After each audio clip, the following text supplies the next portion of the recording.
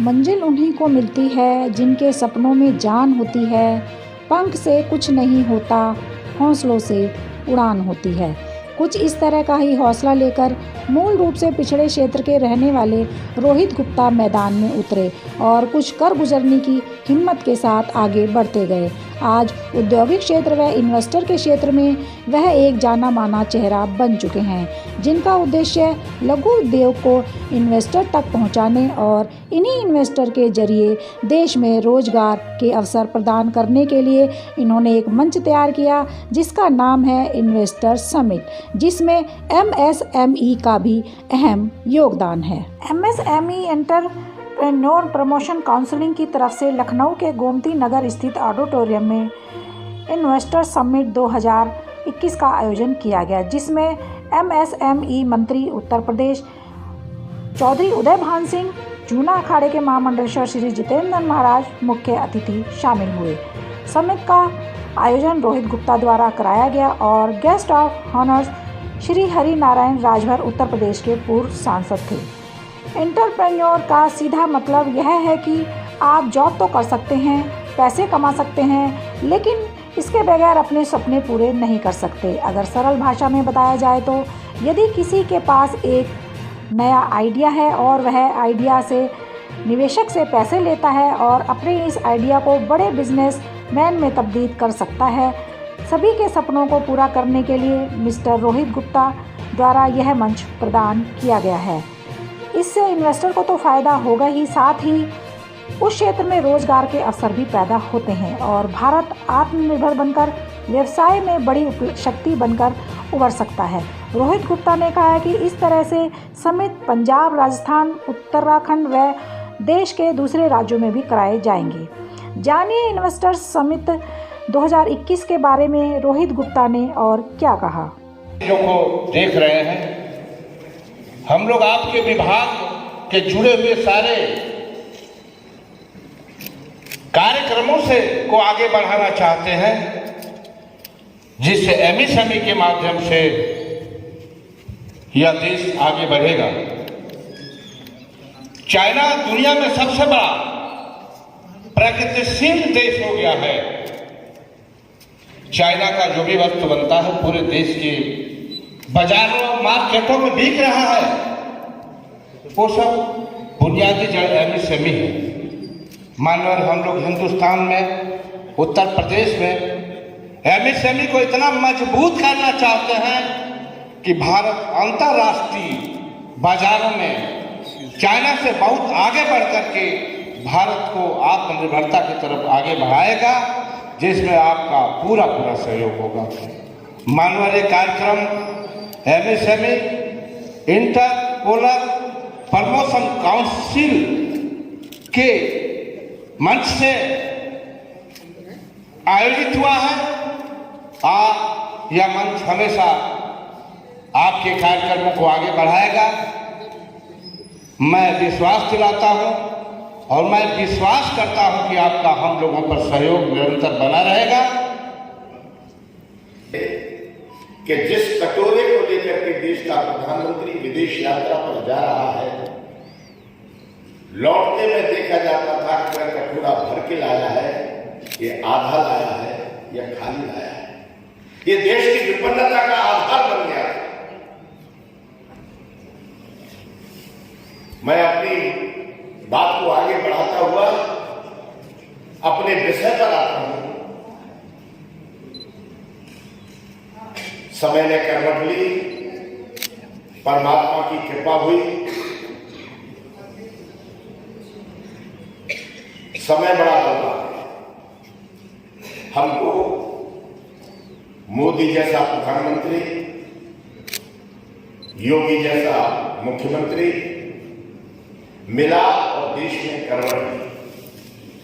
और करवट लेकर के किस आधार पर देश खड़ा हुआ कि जो देश कृषि प्रधान देश कहलाता है, कृषि प्रधान देश के रूप में पहचाना जाता है, किसान के बाद में ऐसा कौन सा आयाम हो सकता है, कौन सा क्षेत्र हो सकता है जहां देश को आत्मनिर्भर बनाया जा सकता है। और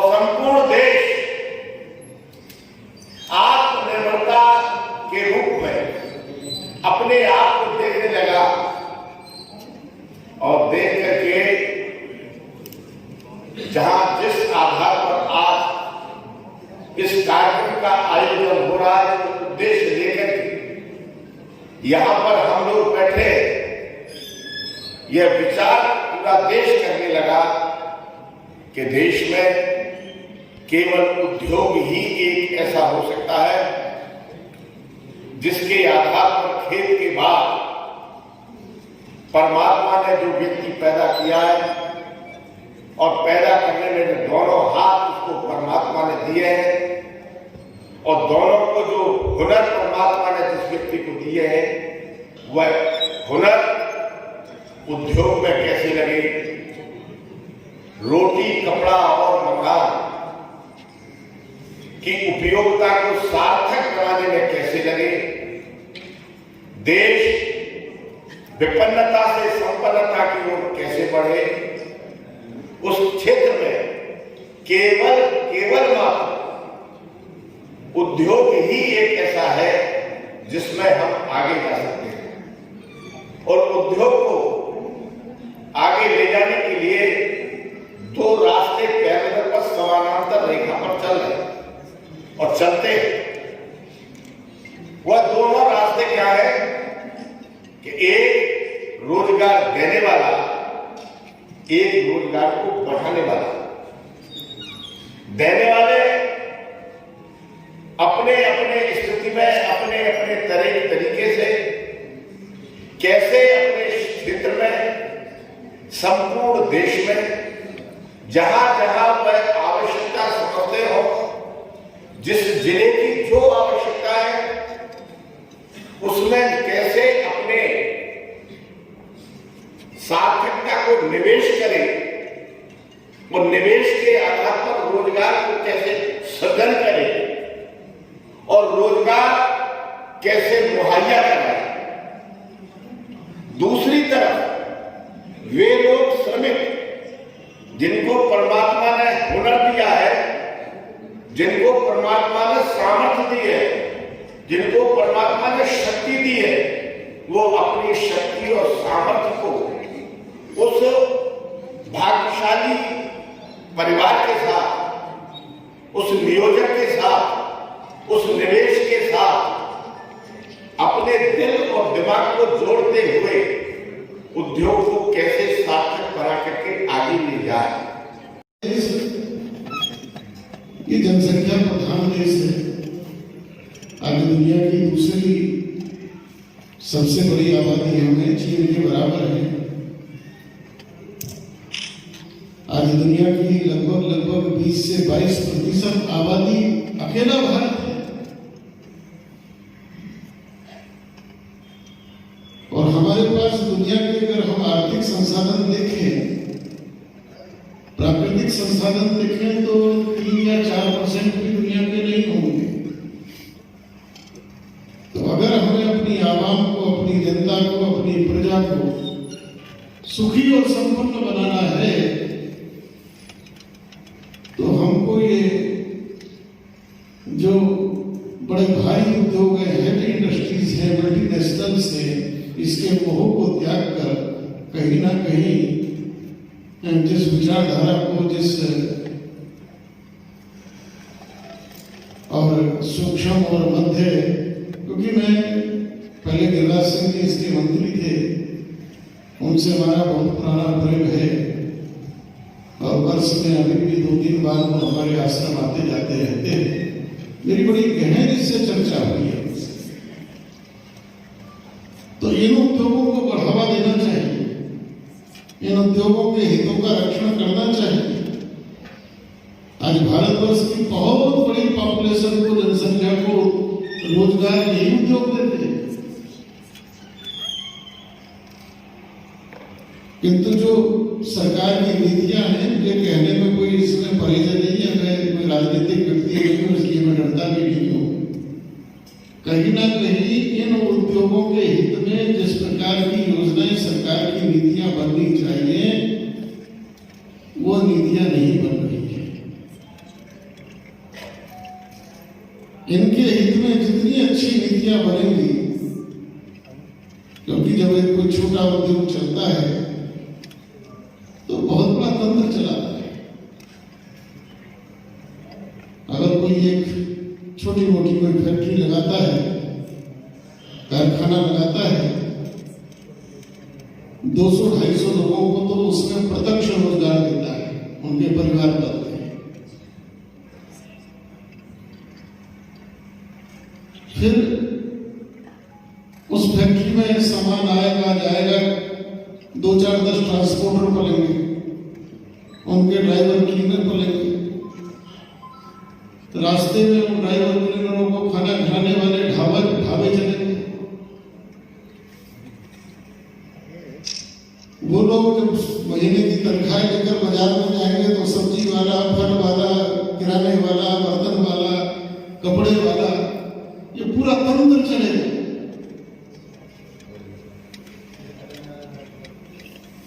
लेकिन कभी कभी अगर लाल झंडा, लाल सलाम आके लग जाएगा तो मालिक का क्या, तो यहां से कहीं और लगा लेगा फैक्ट्री। लेकिन ये पूरा तंत्र, इसका चौका चूल्हा बंद हो जाएगा। तो कहीं ना कहीं सरकारों को इस पर ध्यान देना चाहिए कि ये सारा का सारा तंत्र चलता है। और एक व्यवस्था और जिससे बहुत दुखी है, और हमारे प्रधानमंत्री जी ने सन 14 से पहले चुनावों में ये बात कही भी थी कि भाई सारे काम एक ही खिड़की पर होंगे, सारे काम एक ही खिड़की पर होंगे। कई बार हमें आश्चर्य होता है कि सरकार को राजस्व टैक्स के रूप में देता है, रेवेन्यू में देता है, एक्साइज देता है, जीएसटी देता है, सब कुछ देता है, इतने लोगों को रोजगार देता है, लेकिन उसके बाद भी सरकार की दृष्टि, पहली दृष्टि में क्या है कि जिसने छोटा मोटा रोजगार लगाया है, कारोबार लगाया है, चोर है, ये चोरी करता है, पहली नजर में उसको चोर देखते हैं। ये दृष्टि बदलनी चाहिए। अगर उसने वो इतना कुछ देश की अर्थव्यवस्था में कर रखा है, आज सरकार ने इतनी खिड़कियां लगा दी है, इतनी खिड़कियां लगा दी है। मोदी जी एक खिड़की की बात करते थे, वो खिड़की आनी चाहिए। पता नहीं रोज कोई ना कोई, मैं तो बहुत सारे हमारे भक्त हैं जिनके छोटे मोटे रोजगार हैं, मैं देखता रहता हूँ कोई ना कोई बाबू आए बैठा रहता है, कोई ना कोई इंस्पेक्टर आए बैठा रहता है, सेवा करोगे। तो बिल्कुल ऐसा हो गया जैसे एक सेठ जी थे, उनको डॉक्टर ने कहा कि 1 किलो दूध रोज पिया करो 1 लीटर। सेठ जी ने दूध लगा दिया, एक नौकर ने मीटर लगा दी। अब नौकर ने क्या करा, वो 3 पाव दूध दे और 1 पाव पानी पिला दे। थोड़ी देर बाद सेठ जी को शक हुआ कुछ गड़बड़ है, तो उन्होंने एक और नौकर, एक और इंस्पेक्टर लगाया, बोले इस पर ध्यान रखना, ये दूध में पानी ना मिलाए। वो दोनों मिल गए, दोनों 1-1 पाव। अब सेठ जी को आधा किलो ही रह गया। सेठ जी ने फिर एक और को लगाया कि इन दोनों पर नजर रखना, फिर उन पर लगाया तो सेठ जी पर केवल पानी पानी आया। ये जितनी ज्यादा खिड़कियां होंगी, हमारे उद्योग उतना ही ज्यादा काम करने में अपने को दिक्कत महसूस करेंगे। अगर किसी को निवेश करना हो तो आपके नजरिए में इन्वेस्टमेंट का सबसे अच्छा एवेन्यू क्या है, कहाँ करना चाहिए निवेश? अगर सिर्फ मेरा पर्सनल ओपिनियन आप पूछ रहे हैं तो मुझे लगता है हेल्थ से बड़ा इन्वेस्टमेंट कुछ है नहीं। As a holistic wellness coach I do endorse health is wealth. बिल्कुल सही। मेधा खुद एक एंटरप्रेन्योर है और हेल्थ और वेलनेस क्षेत्र में कार्य करते हैं, और मुझे लगता है कि अगर हम वाकई सेहतमंद हैं तो उसका परिचय हम मुस्कुरा के दे सकते हैं। रोहित जी, आपने जो ये सुमित कराया है जी, इसका मोटिव क्या था आपका? इसका मोटिव बड़ा सिंपल था। हर इन्वेस्टर और हर मैन्युफैक्चरर जहाँ फंड सीकर इस समय छुपे हुए हैं, डरे हुए हैं, बैठे हुए हैं। कोविड की वजह से हर कोई रुका हुआ है, कोई कहीं पे ना तो इन्वेस्ट कर रहा है, कोई इन्वेस्ट ले भी नहीं रहा, और उसकी वजह से पूरी इकोनॉमी का चक्कर रुका हुआ है। क्योंकि जब तक मैन्युफैक्चरिंग नहीं होगी, सर्विसेज नहीं होंगी, तो इकोनॉमी चलेगी नहीं, और इन सब के लिए फाइनेंस की ज़रूरत है। फाइनेंस कोई इसमें में लेना नहीं चाह रहा, क्योंकि सबको लग रहा है भी अगर सब कुछ चक्का रुका हुआ है तो हम उसका रिटर्न निकालेंगे कैसे। तो ये इस मीट, क्योंकि काफ़ी टाइम से कोई मीट हुई नहीं, तो इस मीट से हम इन्वेस्टर्स को ला रहे हैं, हम लाएंगे, इन्वेस्टर्स इन्वेस्ट करेंगे, वो पैसा देंगे और उसके बाद मार्केटिंग करेंगे, उसके बाद उनके प्रोडक्शन में हेल्प करेंगे, तो वो चक्का स्टार्ट होगा। जब एक प्रोडक्शन सेक्टर चलना शुरू होगा तो वो बाकियों को पुश करेगा, और धीरे धीरे तभी इकोनॉमी राउंड पे आएगी। और कोई तरीका ही नहीं है इकोनॉमी को घुमाने का, क्योंकि रुका हुआ चक्का, एक चक्का इकोनॉमी का एक सेक्टर रुकता है तो पूरी इकोनॉमी वैसे ही रुक जाती है, क्योंकि हर सेक्टर दूसरे सेक्टर से जुड़ा हुआ होता है। क्योंकि घूम फिर के है तो लोग ही, एक नॉर्मल पर्सन ही है वो, अगर उसका काम बंद पड़ा है तो वो उसका इम्पैक्ट बाकी चीज़ों पे भी पड़ेगा, दूसरे सेक्टर्स पे भी पड़ेगा। तो इसका मेन हमारा मकसद यही है कि किसी भी तरीके से कोई एक इंडस्ट्री को हम पहले पुश करें, रन करें, वो हल्का सा भी पुश होना शुरू होगा तो वो दूसरे सेक्टर्स को अपने आप ही काम देना शुरू कर देगा, जिससे वो चक्का स्लोली ही सही पर वो घूमना शुरू करेगा। इससे जो इन्वेस्टर हैं जी, जो मतलब जैसे यूपी गवर्नमेंट है जी, और जो आम लोग हैं जी, क्या इनका भी कोई आपस में मतलब किस तरह से फायदा होगा इनका? इन्वेस्ट तो लोगों में ही करते हैं, ठीक है, लोगों को ही पैसा देते हैं, वो उद्योगपति को ही पैसा देते हैं जो नए उद्योग लगाएंगे या पुराने उद्योगों को रिवाइव करेंगे। बट सरकार इसमें मेन पार्ट है लेती है, क्योंकि इस समय इन्वेस्टर्स डर रहे हैं, इस समय इन्वेस्टर्स बिना गारंटी के कहीं नहीं जा रहे, और सरकार अगर सिर्फ उन इन्वेस्टर्स के अमाउंट्स को अपनी गारंटी देती है, कहती है कि हाँ नहीं हम हैं साथ में, तो इन्वेस्टर का डर कम होता जाता है। जैसे अभी एमएसएमई के लोन्स के अकॉर्डिंग गवर्नमेंट ने 2 से 3 करोड़ की स्टैंड बाय गारंटी दे रखी है, तो इसलिए उसमें जो फंड सीकर है उसे डर नहीं है कि ठीक है 2 करोड़ का मैं लोन लेता हूँ, और अगर मेरा बिजनेस 6 महीने, साल बाद, 2 साल बाद नहीं भी चलता तो कम से कम सरकार की गारंटी है। तो उसी वे में इन्वेस्टर्स को भी एक चीज़ दिखती है कि हाँ मेरा पैसा डूब नहीं था। तो गवर्नमेंट का होना सपोर्ट बहुत जरूरी है, क्योंकि गवर्नमेंट के सपोर्ट के बिना इन्वेस्टर्स भी नहीं देंगे एकदम से पैसे। इसमें एमएसएमई का क्या रोल है इसमें? एक्चुअली एमएसएमई लघु और मीडियम साइज के उद्योगों को हैंडल करती है। बड़ी इंडस्ट्रीज को पैसों की रिक्वायरमेंट नहीं है, बड़ी इंडस्ट्रीज के पास पैसा है, उनके पास मैन पावर है, वो 2 महीने, 3 महीने, 4 महीने रुक के दोबारा से रिवाइव कर जाएगी। पर छोटी इंडस्ट्रीज के पास वर्किंग कैपिटल इतनी नहीं होती, अगर उनको वर्किंग कैपिटल नहीं मिलेगी तो बड़ी इंडस्ट्रीज अपने आप हैम्पर होंगे, क्योंकि छोटी इंडस्ट्रीज ही रॉ मटेरियल वो जनरेट करती है, जो बड़ी इंडस्ट्रीज उसको फिनिश गुड में कन्वर्ट करती है। तो पहले अगर हम सीधा बड़ी इंडस्ट्रीज के पास जाएंगे तो कोई बेनिफिट नहीं है हमारे लिए। सबसे पहला जरूरी चीज़ है कि लघु उद्योग, जो छोटे उद्योग हैं, वो वापस आ जाए, क्योंकि उनको करोड़ों नहीं चाहिए, उनको अरबों नहीं चाहिए, उनको किसी को 10 लाख चाहिए, किसी को 50 लाख चाहिए, वो एटलीस्ट उसी से रिवाइव हो सकते हैं। वो बात वो ये चक्का घूमने की बात है। तो जितनी छोटी इंडस्ट्री होगी वो उतनी जल्दी रिवाइव हो जाएगी, जितनी बड़ी इंडस्ट्री होगी उसको उतना टाइम, उतना मैन पावर और उतने ही फंड्स की रिक्वायरमेंट होगी। तो इसलिए पहला हमारा टारगेट होगा छोटे इंडस्ट्रीज पे, बड़ी इंडस्ट्रीज उसके बाद जो वो अपने आप रिवाइव हो जाएगी तब तक। एक मतलब जैसे कोई आइडिया है किसी के पास जी, मतलब वो उसका आइडिया के बल पर उसके पास फाइनेंशियल पावर नहीं है जी, उसके लिए भी आपके मतलब जो है आपने जो शुरू किया है जी, जी, उसमें उसको भी कोई बेनिफिट है? हाँ, उसको भी इन्वेस्टमेंट मिल सकती है। उसका जो आइडिया है वो स्ट्रॉन्ग होना चाहिए, उसमें भी इन्वेस्टमेंट मिलती है। आइडिया बेस्ड फंडिंग होती है, बिल्कुल फंडिंग होती है, बस आपका आइडिया जो है आपको क्लियर होना चाहिए और आप इन्वेस्टर को ये बता पाओ कि मेरा जो आइडिया है इससे हम आगे कैसे करेंगे, बिजनेस कैसे होगा, प्रॉफिट कैसे जनरेट होगा, तो वो आपका आइडिया सही होना चाहिए। ग्राउंड लेवल पे क्या होता है वो तो अलग बात है, पर अगर आपका आइडिया क्लियर नहीं है देन वो लॉजिक नहीं बनता। तो आइडिया होना बहुत जरूरी है, और बिना आइडिया के, बिना इनोवेशन के तो कुछ भी पॉसिबल नहीं है। इनोवेशन पे तो Mahindra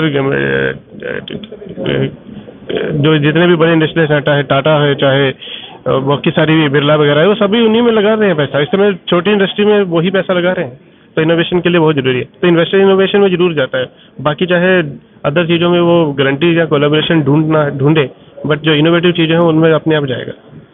thank you and best of luck. Sanjeev Mehta, chief editor, Divya times India, Lucknow.